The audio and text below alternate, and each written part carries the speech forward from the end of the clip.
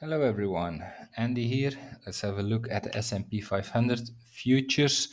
For the record, today is Monday, November 13th. Time is around 5 p.m. GMT. So let's start in the higher time frame. Here we are looking at the weekly chart, and my take on the S&P 500 is that we did a wave 1 high right here in the higher degree, wave 1 in the higher degree. We came down as a corrective structure A, B, C as a wave 2. So we touched the 0.5 FIP retracement level. And so now we might be working here on the wave 3 up. So this looks, extremely bullish, as you can see. However, we will not go there in a straight line. We should go there again in 5 waves. And now the question in the S&P 500 is, is this here or wave 1? Was the wave 1 of the wave 3 in right here? Or are we still working on the wave 1? And then, we could soon see another high actually taking out the high right here. And this is actually,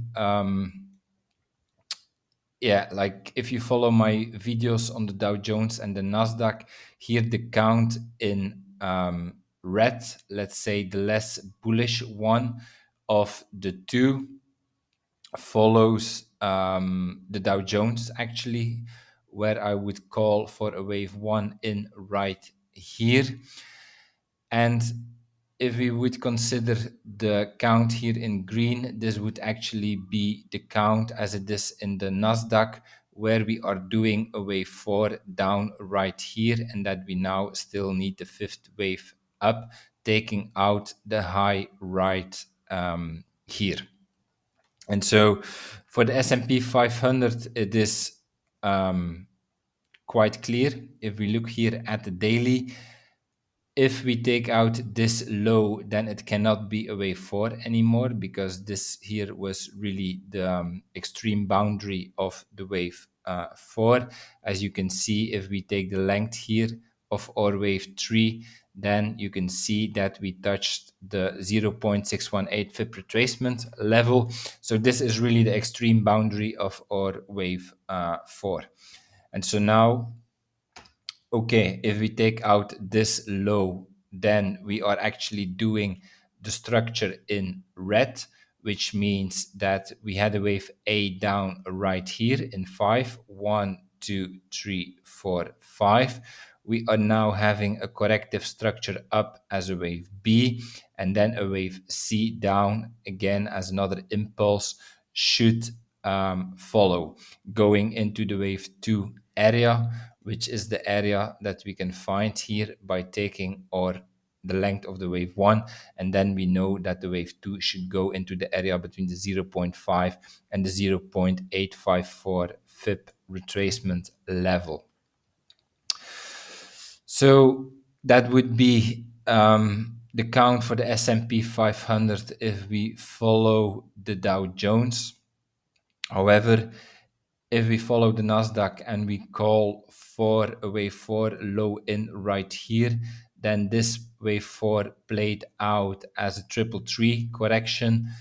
As you can see, it is indicated here in the 4 hour. Then we had a wave W, X, Y, X, Z right here. And then the wave 4 low was in right here. So these are the two possibilities in the higher time frame, I would say.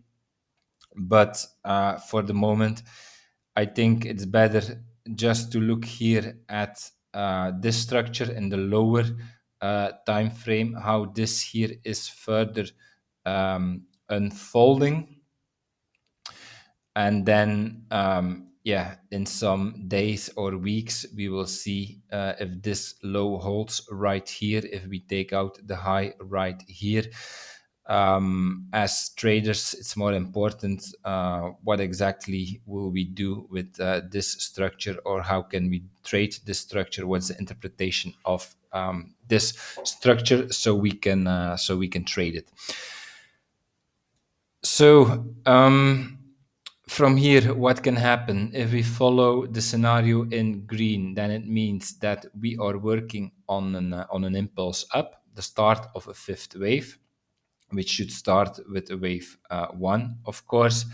It could also be that we are doing a corrective structure here. If this was the wave A down, then it could be that we are here working on something corrective as a wave B. So let's make this more concrete now in the 1 hour time frame. So what we have here in the 1 hour,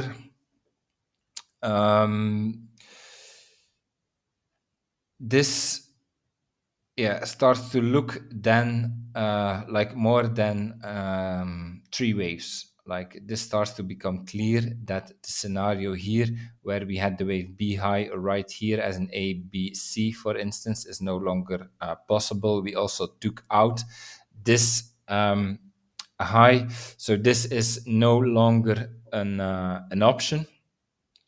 So then I would say that we can indeed be working now on the fifth wave, and even this fifth wave should soon be finished, I would say, because here from the wave 4 low, it looks like we have our 5 waves now, 1, 2, 3, 4, and now we just made the fifth wave up of this fifth wave. Let's have a look here on the 15 minutes. We indeed took out the high right here. We are ending with divergence. So it could be that what we are seeing right now is a complete structure from this low, wave 1, wave 2, and then here we had our wave 3, 4 down, and now the fifth wave up. So that's definitely a possibility. And then if we zoom out again, like this impulse up can then be the wave 1 of a wave 5. Then after the impulse of the wave 1, we should get a correction, wave 2 down, and then 3 and 4 and 5. So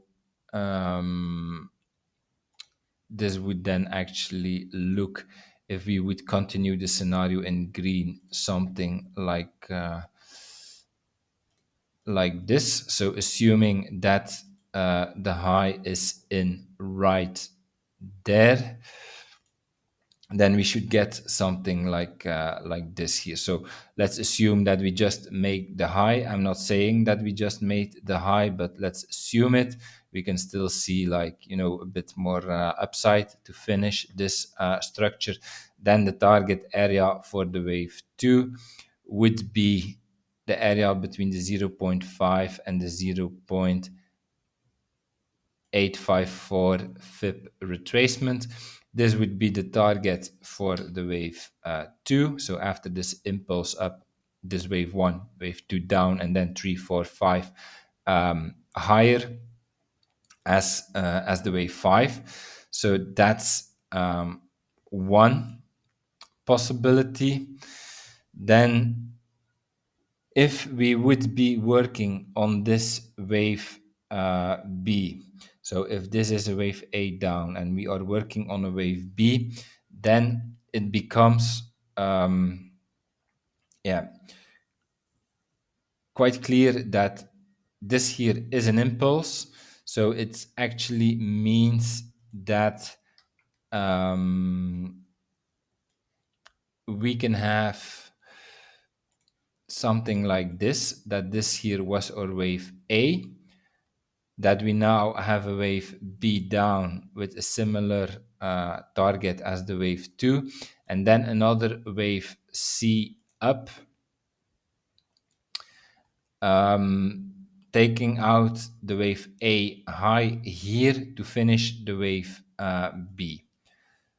So that would be the corrective scenario. So instead of a fifth wave, we are doing a wave B. And then after the completion of this wave B, we go down again as a wave C in the higher degree.